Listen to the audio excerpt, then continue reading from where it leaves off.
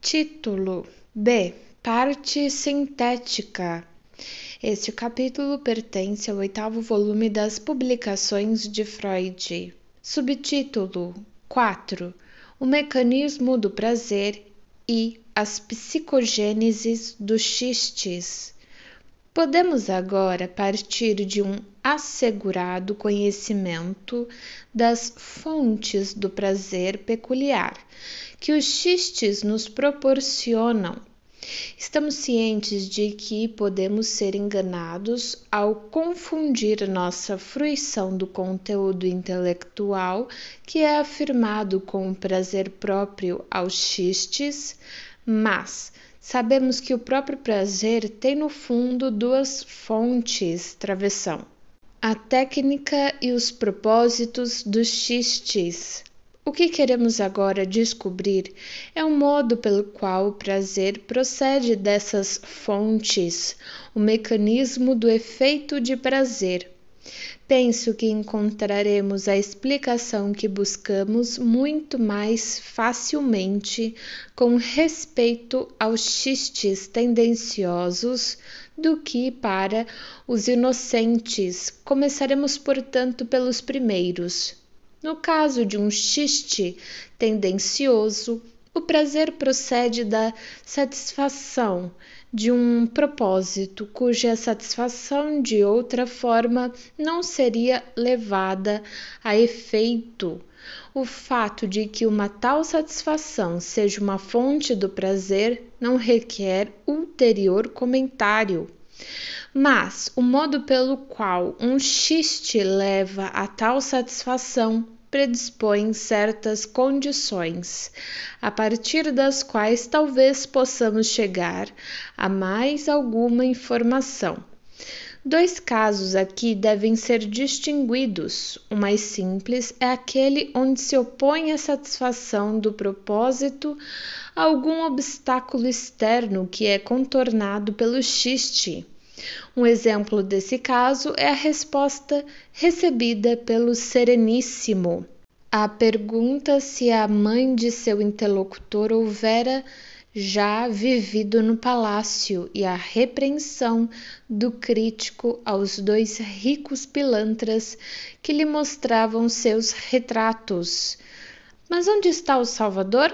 No primeiro caso, o propósito era o de responder a um insulto com outro, e no último tratava-se de enunciar um insulto ao invés do tributo que era solicitado. Os fatores opostos aos propósitos são puramente externos, travessão. A posição de poder das pessoas a quem os insultos se dirigiam.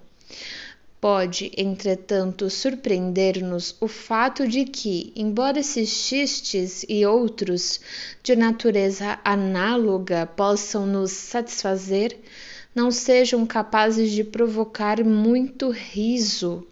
Ocorre diferentemente quando o fator que se antepõe à dita realização do propósito não é externo, e sim um obstáculo interno, isto é, quando o impulso interno se contrapõe ao propósito. Tal condição pareceria, segundo nossa hipótese, preenchida nos xistes de Heine, nos quais uma forte inclinação à invectiva é posta em xeque por uma cultura estética altamente desenvolvida. Com o auxílio de um xiste, a resistência interna é vencida no caso particular e a inibição suspensa. De toda forma, como no caso do obstáculo externo, a satisfação do propósito é possibilitada tanto quanto se evita sua supressão e o estancamento psíquico que esta última envolveria. Quanto à extensão, o mecanismo de geração do prazer seria o mesmo nos 2 casos. Contudo, inclinamo-nos aqui a aprofundar as distinções entre a situação psicológica nos casos de obstáculos interno e externo, pois suspeitamos que a remoção de um obstáculo interno possa fazer contribuição incomparavelmente mais alta ao prazer. Mas sugiro que aqui exerçamos a moderação e nos satisfaçamos por enquanto em estabelecer o que para nós permanece sendo o ponto essencial. Os casos de um obstáculo externo e interno só diferem em que, no último, seja suspensa uma inibição interna já existente e no primeiro se evite o aparecimento de uma nova. Sendo assim, não estaremos confiando demais na especulação se afirmamos que tanto para erigir como para manter uma inibição psíquica se requer alguma despesa psíquica.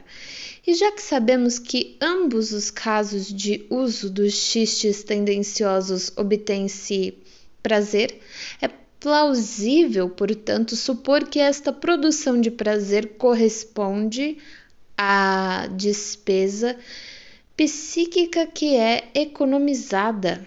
Temos então aqui, uma vez mais, defrontado o princípio da economia que encontramos primeiro ao discutir a técnica dos xistes verbais. Mas enquanto nesse primeiro caso parecíamos encontrar a economia no uso de tão poucas palavras quanto possível, ou de palavras tão mais parecidas quanto possível, suspeitamos agora de uma economia no sentido muito mais compreensivo da despesa psíquica em geral.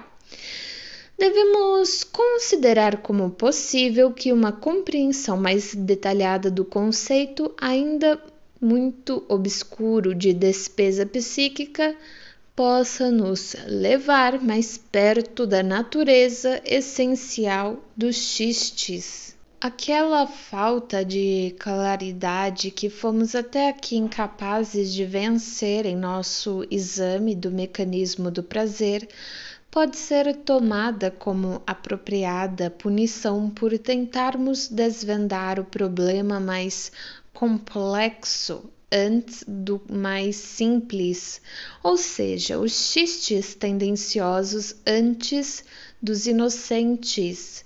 Devemos atentar para o fato de que a economia na despesa relativa à inibição ou à suspensão parece ser o segredo do efeito de prazer dos xistes tendenciosos e se transmite ao mecanismo dos inocentes, baseados em espécimes adequados de xistes inocentes, onde não tememos ter nosso juízo perturbado por algum propósito ou conteúdo, somos levados a concluir que as próprias técnicas dos xistes constituem fontes de prazer, e tentaremos agora descobrir se é possível concluir que o prazer remonta à economia de despesa psíquica. Em um grupo desses xistes, abre parênteses, jogos de palavras, fecha parênteses, a técnica consistia em focalizar nossa atitude psíquica em relação ao som da palavra, em vez de seu sentido, travessão, em fazer com que a apresentação acústica da palavra tomasse o lugar de sua significação, tal como determinada por suas relações com as representações das coisas. Pode-se justificadamente suspeitar que ao fazer isso estamos operando um grande alívio no trabalho psíquico, e que, ao utilizar as palavras seriamente, obrigamo-nos a um certo esforço ao nos abstermos desse procedimento confortável. Podemos observar que os estados patológicos da atividade do pensamento, nos quais a possibilidade de concentração de despesa psíquica em um ponto particular é provavelmente restrita, atribuem, efetivamente, maior proeminência a esse tipo de representação fônica da palavra que a seu sentido, e que os pacientes em tais estados procedem em seu discurso em termos, abre parênteses, como reza a fórmula, fecha parênteses, de associações externas mais do que de associações internas da representação da palavra. Notamos também que as crianças, ainda acostumadas a tratar as palavras como coisas, tendem a esperar que palavras idênticas ou semelhantes tenham subjacente o mesmo sentido. Travessão. Fato que é fonte de muitos equívocos dos quais os adultos se riem. Se derivamos, portanto, inequívoco deleite dos xistes ao nos transportarmos de um a outro círculo de ideias, por vezes remoto, através do uso de palavras idêntica ou semelhante, no Home Rollard, por exemplo, passamos da cozinha à política. Este deleite deve, sem dúvida, ser corretamente atribuído à economia na despesa psíquica. O prazer em um xiste emergente de um tal curto-circuito parece ser também maior quanto mais diferentes sejam os dois círculos de ideias, conectados pela mesma palavra, travessão. Quanto mais longe estejam, maior é a economia que o método técnico do xiste fornece ao curso do pensamento.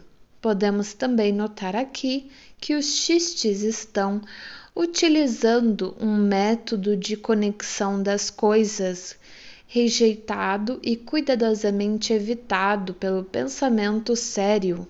Em um segundo grupo de métodos técnicos usados nos xistes, travessão, unificação, similaridade de som, uso múltiplo, modificação de expressões familiares, alusões a citações, travessão. Podemos isolar como característica comum o fato de que, através de cada um deles, algo de familiar é redescoberto, onde poderíamos, pelo contrário, esperar algo de novo.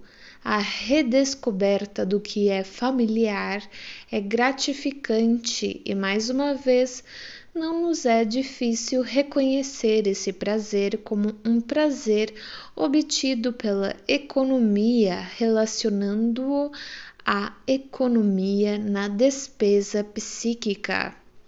Parece que geralmente se concorda em que a redescoberta do que é familiar, o reconhecimento, é gratificante. Gross, 1889, escreve, abre aspas, o reconhecimento é sempre conectado a sentimentos de prazer, a não ser que esteja mecanizado demais, por exemplo, no ato de alguém se vestir, reticências. A simples qualidade da familiaridade é facilmente acompanhada pela calma sensação de conforto que Fausto sentiu quando, após o encontro misterioso, retomou outra vez seu estudo. Fausto, parte 1, cena 3. Se o ato do reconhecimento suscita de tal modo prazer, poderíamos esperar que aos homens ocorra a ideia de exercerem essa capacidade por ela mesma travessão, isto é, experimentariam como um jogo. De fato, Aristóteles considerou a alegria procedente do reconhecimento como o fundamento do prazer estético. E é indiscutível que não se deva desconsiderar esse princípio, mesmo que ele não possua a abrangente importância que lhe foi atribuída por Aristóteles.